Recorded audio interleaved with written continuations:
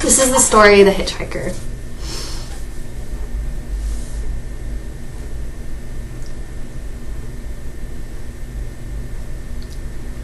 So there was a man walking, and on the streets he was just continue walking, and he starts to appear bigger and bigger. And the man, he was bald, had a great big beard with a plaid shirt, and he was carrying a backpack, and he was just walking along.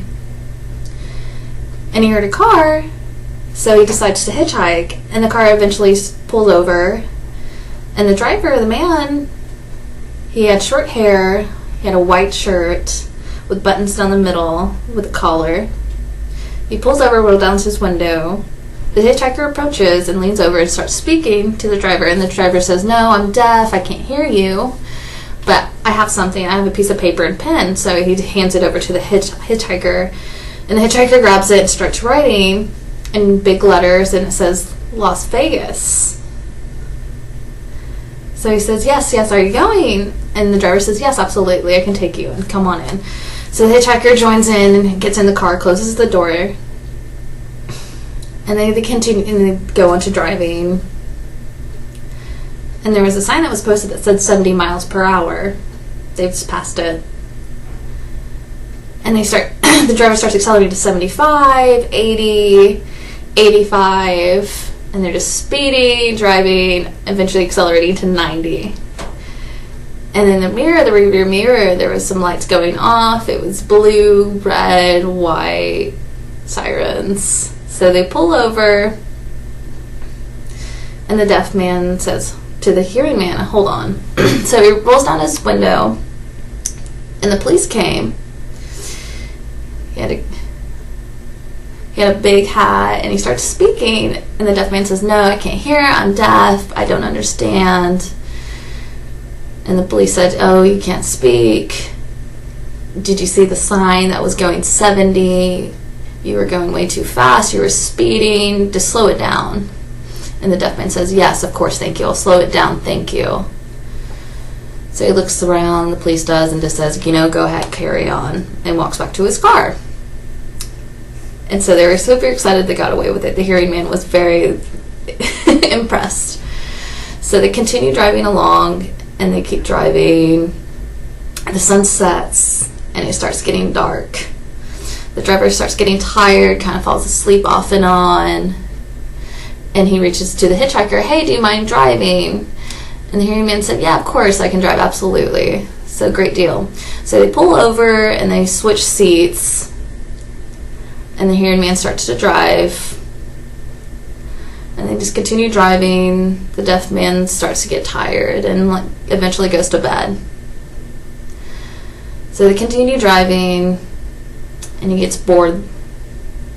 So he thinks, maybe I could accelerate. So he starts speeding to 75, 80, 90, 85 miles per hour to up to 90. And they keep on speeding, and they drive, and in the mirror they see the lights again.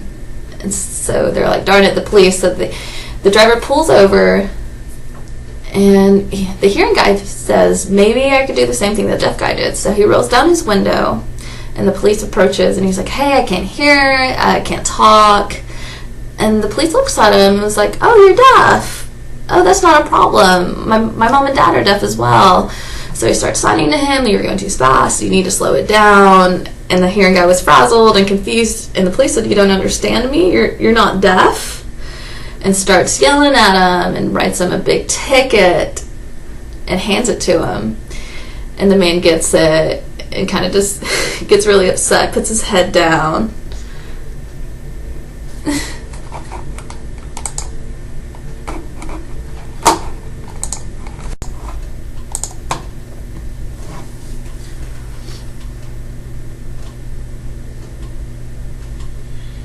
I really woke up on the wrong side of the bed on Saturday. I had plans to get all this stuff done, but I was totally not in the mood. So I managed to drag my butt to the store to buy a gift card for my neighbor. Her car was stolen, so I thought it might be a nice gesture. It's a little funny because she's a snooty, old, rich lady with like 3 cars. Well, now 2. Anyway, after that, I went to get my oil changed. I had called before I went to make an appointment, and they still made me wait for 2 hours. They came out and told me they had gotten behind, but that was not what I wanted to hear. So at that point, my mood was really bad, and I was starving, and I was ready for my favorite burger from my local mom and pop. So when the oil change was finished, I headed over there, but when I pulled up, I saw the restaurant had shut down. I guess they were yet another victim of this economy. So at that point, I just gave up on my to-do list, went back home,